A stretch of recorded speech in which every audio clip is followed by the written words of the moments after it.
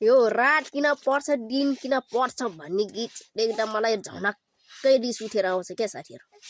यो त समय हो, नेचुरल हो, उहिलेदेखि चलिआएको रीतिरिवाज हो कि के जात हो क्या यो।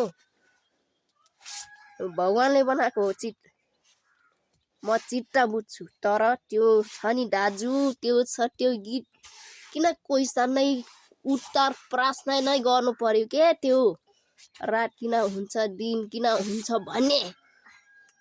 अरे यार रात दिन त हुनै पर्यो नि, 24 घन्टा काम गरेर खान सक्नुहुन्छ र?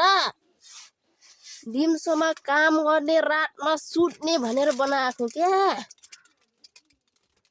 अनि त्यो बरु बिहा भइसकेपछि किन अरूको छोराछोरीसँग बोल्छ भन्ने भन्नु पर्यो क्या।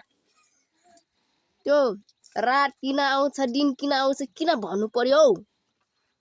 बरु बिहा भइसकेपछि आफ्नो घरमा छोराछोरी छ, बुढी छ, बुढी हुँदै किन अरूसँग बोल्छ, किन अर्काको बुढाहरूसँग बोल्छ भनेर गीत बनाउनु पर्यो।